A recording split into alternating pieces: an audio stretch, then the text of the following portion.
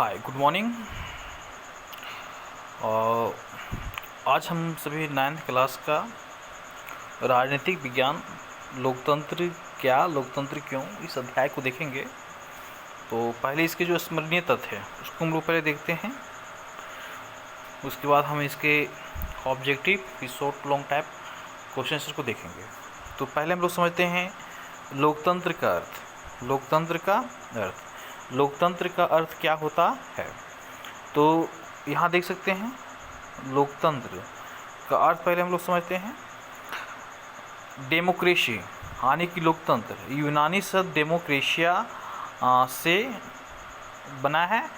यूनानी में डेमोस का अर्थ होता है लोक और क्रेशिया का अर्थ होता है शासन। इस प्रकार से हम लोग बोल सकते हैं कि डेमोक्रेसी का अर्थ होता है लोगों का शासन। अर्थात हम लोग ये बोल सकते हैं कि डेमोक्रेसी जो है, लोकतंत्र जो है, यह लोगों का शासन है, जनता का शासन है। अब बाकी देखते हैं लोकतंत्र। लोकतंत्र क्या है। लोकतंत्र शासन का वह रूप है जिसमें शासकों का चुनाव जनता करती है, लोकतंत्र कहलाता है। लोकतंत्र निष्पक्ष और स्वतंत्र चुनाव पर आधारित होता है। लोकतंत्र में हर वयस्क नागरिक का एक वोट होता है। लोकतांत्रिक सरकार संवैधानिक कानूनों और नागरिक अधिकारों के आधार पर ही कार्य करती है। एक व्यक्ति हैं अब्राहम लिंकन, इनके अनुसार इन्होंने एक परिभाषा दिया है कि डेमोक्रेसी क्या है। तो उन्होंने बोला है अब्राहम लिंकन के अनुसार लोकतंत्र ऐसी सरकार है जो लोगों की हो, लोगों के लिए हो और लोगों द्वारा बनाई गई हो। अब हम लोग देखते हैं लोकतंत्र की मुख्य विशेषताएं। लोकतंत्र की मुख्य विशेषताएं क्या हैं। तो प्रमुख फैसले चुने हुए प्रतिनिधियों के पास होती है।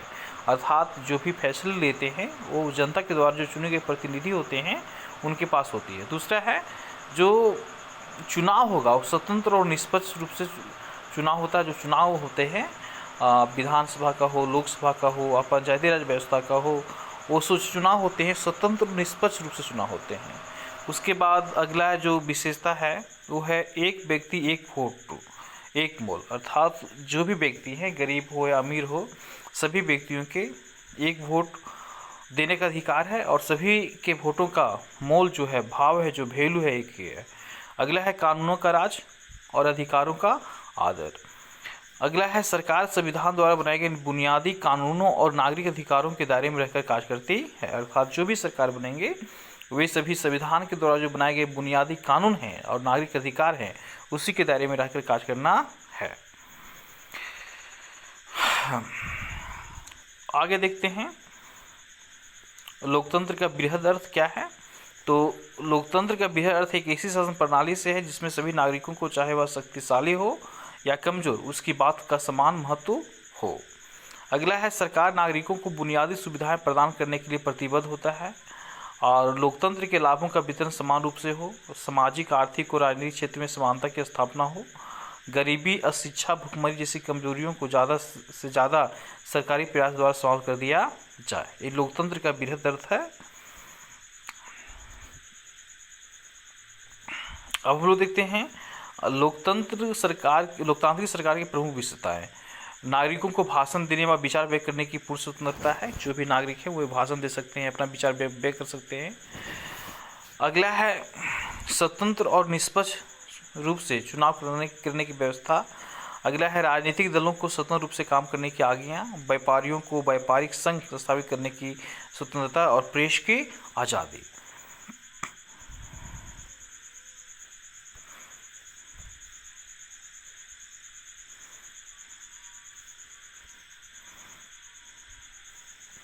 अब हम लोग देखते हैं गैर लोकतांत्रिक सरकार के कुछ लक्षण। लोग सरकार और उसकी नीतियों की आलोचना नहीं कर सकते हैं। शासन करता सर्वे सर्वा होता है। विपक्षी दलों का कोई स्थान नहीं होता है। मजदूरों को व्यापारिक संघ स्थापित करने की अनुमति नहीं होती है। प्रेस को पूर्ण आज़ादी प्राप्त नहीं है। लोकतंत्र के खिलाफ तर्क।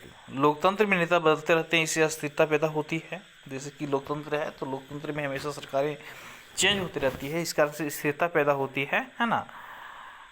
ये लोकतंत्र के खिलाफ के तर्क है। अगला है फैसलों में देरी। तो लोकतांत्रिक व्यवस्था में इतने लोगों से बहस और व्यापक चर्चा करनी पड़ती कि हर फैसले में देरी होती है। अगला है भ्रष्टाचार की संभावना। लोकतंत्र में चुनावी लड़ाई महत्वपूर्ण और खर्चीली होती है, इसलिए इसमें भ्रष्टाचार की संभावना है। अगला है चुनावी प्रक्रिया महंगी।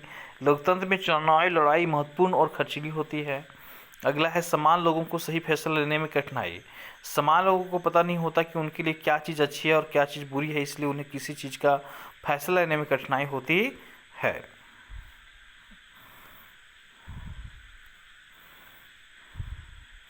अगला है लोकतंत्र के पक्ष में तर्क। शासन का अधिक जवाबदेही वाला रूप, अर्थात लोकतांत्रिक शासन पद्धति दूसरों से बेहतर है क्योंकि यह शासन का अधिक जवाबदेही वाला रूप है। अगला है बेहतर निर्णय लेने की संभावना। लोकतांत्रिक व्यवस्थाओं में प्रमुख फैसले व्यापक चर्चा और बहसों के बाद ही लिए जाते हैं, जिससे कि गलती की गुंजाइश कम हो सके और बेहतर निर्णय लेने की संभावनाओं को बढ़ाया जा सके।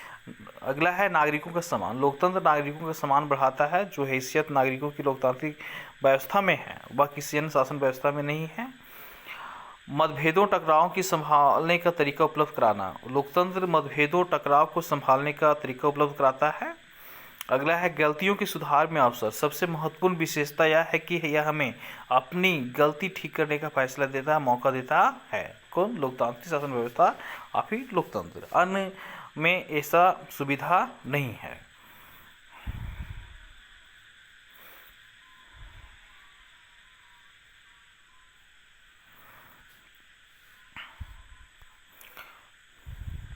अब इसके हम ऑब्जेक्टिव प्रश्न पे आते हैं और ऑब्जेक्टिव प्रश्न को देखते हैं। तो पहला प्रश्न है, समकालीन दुनिया में सबसे लोकप्रिय शासन व्यवस्था कौन सी है? तो आप सभी जान रहे हैं कि समकालीन दुनिया में सबसे बेहतर शासन व्यवस्था जो है वो कौन सा है? लोकतंत्र। अगला है डेमोक्रेसी शब्द किस भाषा से लिया गया है? तो डेमोक्रेसी शब्द जो लिया गया है वो लिया गया है आपका यूनानी से। डेमोक्रेसी का अर्थ क्या है? तो डेमोक्रेसी का अर्थ क्या है? राजा का शासन, लोगों का शासन, सैनिक शासन, इनमें से कोई नहीं। तो डेमोक्रेसी का अर्थ होता है लोगों का शासन। अगला, चिले का तानाशाह कौन था? चिले का तानाशाह कौन था? जिसका कि पुस्तक में बताया गया है कि चिले का तानाशाह कौन था। तो चिले का जो तानाशाह था वो था ऑप्शन नंबर सी, पिनोशे। कौन था? पिनोशे। आगे क्वेश्चन है, पाकिस्तान में जनरल मुशर्रफ के द्वारा सैनिक तख्ता पलट कब किया गया था? तो बताइए। इसका आंसर होगा ऑप्शन नंबर ए, अक्टूबर 1999 में। अगला है 6 कि अगस्त 2002 में किस सैन्य तानाशाह ने लीगल फ्रेमवर्क ऑर्डर के द्वारा पाकिस्तान के संविधान को बदल डाला था? तो कौन थे? तो ये परवेज मुशर्रफ थे। कौन थे? परवेज मुशर्रफ थे। आगे है कि चीन की संसद को क्या कहते हैं? तो चीन की संसद को क्या कहते हैं? तो चीन की संसद को कहते हैं राष्ट्रीय जन संसद। राष्ट्रीय जन संसद। अगला है 8वां नंबर क्वेश्चन, चीन में कितने वर्षों में नियमित चुनाव होते हैं? तो चीन में कितने वर्षों में नियमित चुनाव होते हैं? तो चीन में 5 वर्ष। जिस प्रकार से भारत में 5 वर्षों में चुनाव होते हैं उस प्रकार से चीन में भी होता है।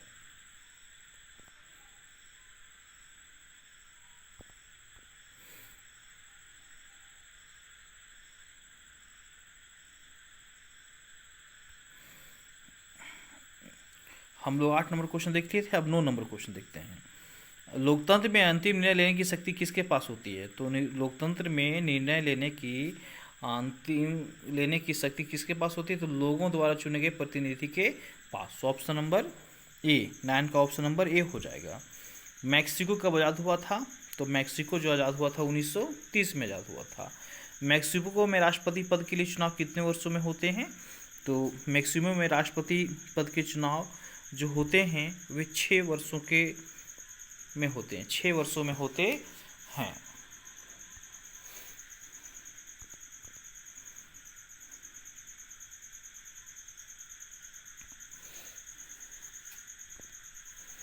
अब क्वेश्चन नंबर 12। क्वेश्चन नंबर 12 क्या है कि मैक्सिको में 1930 से 2000 ईस्वी तक कौन सी पार्टी चुनाव जीतती आ रही थी? तो 12 का ऑप्शन नंबर PRI। अगला है कि मैक्सिको में PRI पार्टी चुनाव जीतने के लिए क्या क्या हथकंडे अपनाती थी? तो 13 का जो ऑप्शन सही हो जाएगा वो होगा डी, सभी। इसमें जो भी दिया हुआ है, सरकारी कर्मियों को पार्टी की बैठकों में आना जाना अनिवार्य था, अध्यापकों द्वारा अभिभावकों को पीआरआई के पक्ष में वोट देने को कहा जाता था, मीडिया केवल विपक्षी दलों का आलोचना करता था, ये सभी हो जाएंगे। अगला है कि भारत में मतदान बनने के लिए न्यूनतम आयु कितनी है? अर्थात भारत में अगर आप वोट देना चाहते हैं तो आपकी कम से कम आयु क्या होनी चाहिए? तो 18 वर्ष। कौन सी? 18 वर्ष। जिम्बाब्वे गोरों के शासन से कब आज़ाद हुआ? जो जिम्बाब्वे था वो गोरों के शासन से कब आज़ाद हुआ? तो ये होगा 1980। रॉबर्ट मुगाबे कहाँ का राष्ट्रपति था? तो 16 का जो सही हो जाएगा वो डी। ये रॉबर्ट मुगाबे जो थे वो जिम्बाब्वे के राष्ट्रपति थे। रॉबर्ट मुगाबे को राष्ट्रपति पद से कब हटाया गया?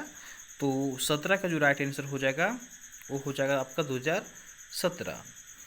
18, इनमें से कौन सा शासन प्रणाली अधिक जवाबदेही वाला है? तो सभी आप लोग जान रहे हैं, option number B. Option number B. इनमें से कौन सा शासन प्रणाली अधिक जवाबदेही वाला है? ऑप्शन नंबर बी, ए। यहाँ पे है ना। उसके बाद आते हैं 19 में कि चीन में 1958 से 61 ईस्वी के दौरान अकाल पड़े में कितने लोग लगभग मारे गए थे? तो लगभग 3 करोड़। लगभग 3 करोड़। 19 का सी। 19 का सी।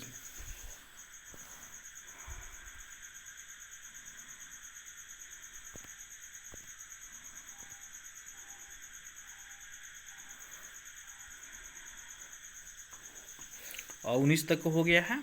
अब हम लोग देखते हैं 20 का। बाथ पार्टी किस देश से संबंधित था?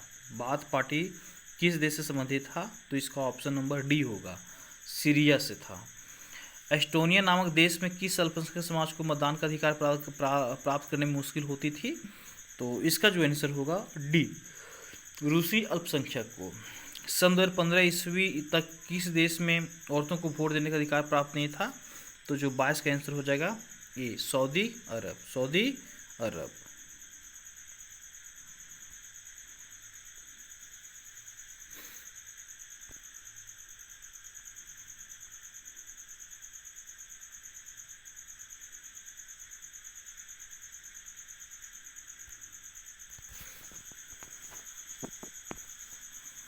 अब हम लोग 23 नंबर क्वेश्चन देखते हैं।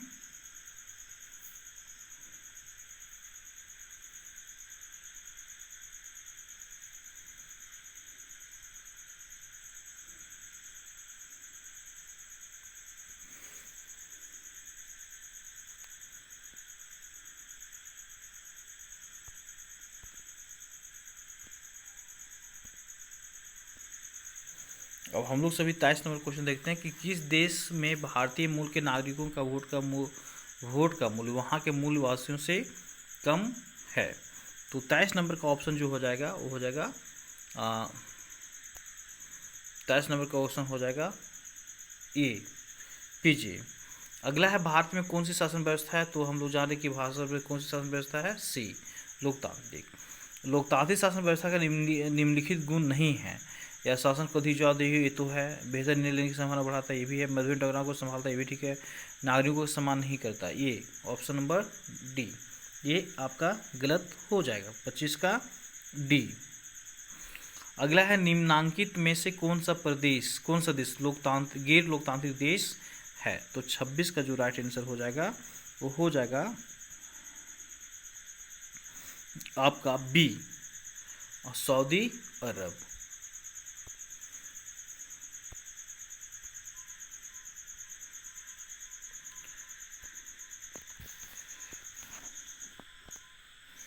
उसके बाद हुआ है क्वेश्चन 29 नंबर क्वेश्चन, नहीं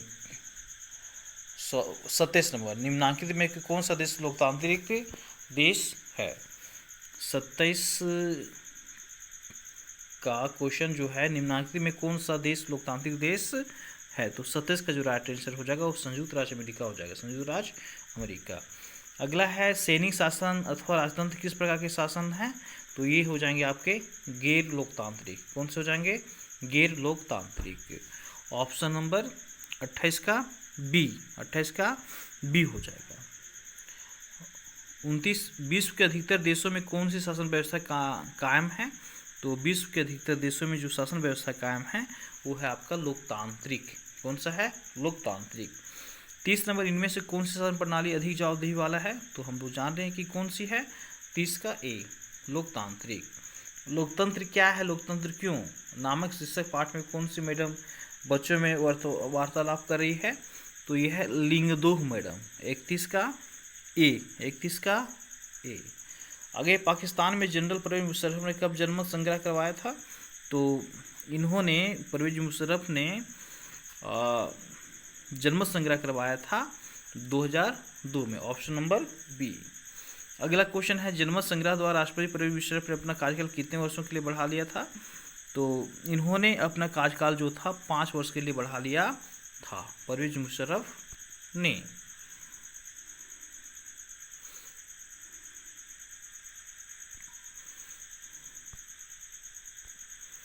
उसके बाद है 2002 में हुए पाकिस्तान में हुए जनमत संग्रह का विरोध किसने नहीं किया था? तो किसने नहीं किया था? तो 34 का जो राइट आंसर होगा वो हो जाएगा आपका सी, परवेज मुशर्रफ ने नहीं किया था।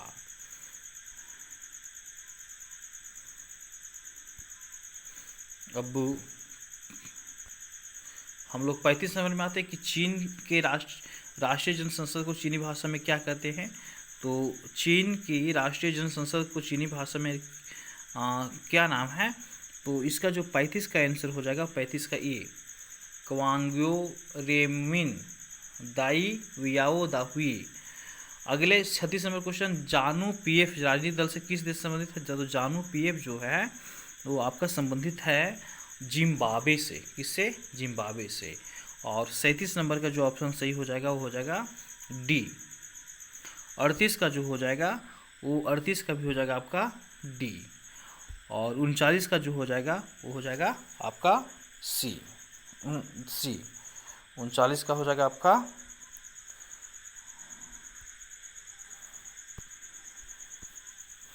उनचालीस का जो राइट आंसर होगा वो आपका होगा सी, म्यांमार के सैनिक प्रमुख ने। ये हमने अभी ऑब्जेक्टिव क्वेश्चन आंसर देखा। अब हम लोग देखते हैं इसका अति लघु उत्तरीय प्रश्न। तो इसका पहला क्वेश्चन है, यहाँ 4 देशों के बारे में कुछ सूचनाएं हैं। इन सूचनाओं के आधार पर आप इन देशों का वर्गीकरण किस तरह करेंगे? इनके सामने लोकतांत्रिक, अलोकतांत्रिक और पक्का नहीं लिखे। तो जो लोग देश के आधिकारिक धर्म को नहीं मानते उन्हें वोट डालने का अधिकार नहीं है। तो ये आपका हो जाएगा अलोकतांत्रिक। एक ही पार्टी बीते वर्षों से चुनाव जीतती आ रही है, तो ये पक्का नहीं है। पिछले 3 चुनावों में शासक दल को पराजय का मुंह देखना पड़ा, तो ये लोकतांत्रिक है। यह स्वतंत्र चुनाव आयोग नहीं है, अलोकतांत्रिक है। अब अगला है, यहाँ 4 अन्य देशों के बारे में सूचनाएं दी गई है। इन सूचनाओं के आधार पर आप इन देशों का वर्गीकरण किस तरह करेंगे? इनके आगे भी आपको लोकतांत्रिक और अलोकतांत्रिक और पक्का नहीं लिखना है। तो संसद सेना के प्रमुख की मंजूरी के बिना सेना के बारे में कोई नहीं कानून नहीं बना सकती है। संसद सेना प्रमुख की मंजूरी के बिना सेना के बारे में कोई कानून नहीं बना सकती है। तो ये आपका अलोकतांत्रिक हो जा।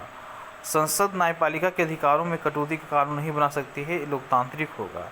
देश के नेता बिना पड़ोसी देश की अनुमति के किसी और देश से संधि नहीं कर सकता है, ये आपका अलोकतांत्रिक होगा। ये आप सभी देख सकते हैं, इसका आंसर भी दिया हुआ है।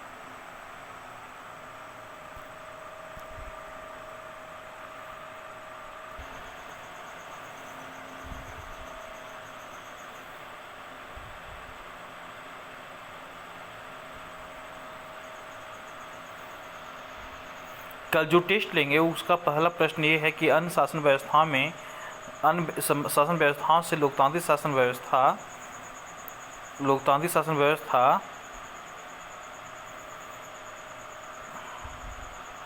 बेहतर है, क्यों? स्पष्ट कीजिए। तो इसका आंसर होगा लोकतांत्रिक शासन व्यवस्था शासन की दूसरी व्यवस्थाओं जैसे कि राजतंत्र हो गया, अधिनायक तंत्र हो गया, सैनिक तंत्र आदि से बेहतर, क्योंकि यह अच्छे फैसलों के लिए बेहतर अवसर उपलब्ध कराता है। दूसरा, इसमें लोगों की इच्छाओं का सम्मान किए जाने की ज़्यादा संभावना होती है। इसमें लोग इसमें अलग अलग तरह के लोग ज़्यादा बेहतर ढंग से साथ साथ रह सकते हैं। इसमें गलतियों को ज़्यादा देर छुपाया नहीं जा सकता है। इन गलतियों पर सार्वजनिक चर्चा की गुंजाइश लोकतंत्र में होती है। ये सभी प्रश्नों का कल टेस्ट लिया जाएगा। और ये क्वेश्चन नंबर 2 जो है, प्राय लोकतंत्र के खिलाफ क्या तर्क दिए जाते हैं, स्पष्ट करें। ये भी प्रश्न आपका कल टेस्ट में रहेगा। उसके बाद अगला जो प्रश्न है कि तीसरा, लोकतांत्रिक गैर लोकतांत्रिक चुनाव में अंतर स्पष्ट करें।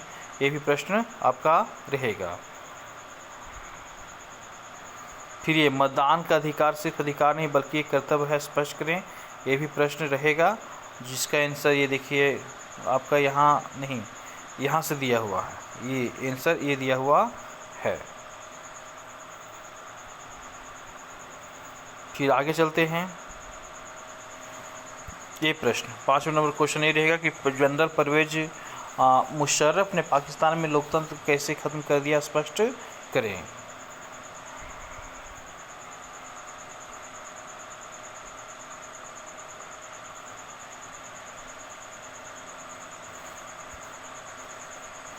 उसके बाद आपका जो प्रश्न रहेगा, लोकतंत्र क्या है, इसकी विशेषताओं का वर्णन कीजिए।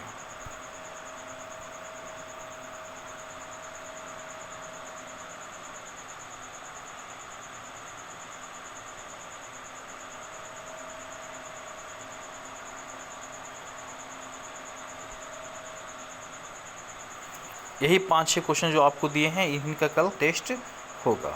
आशा कि आपको अच्छी लगी होगी। धन्यवाद।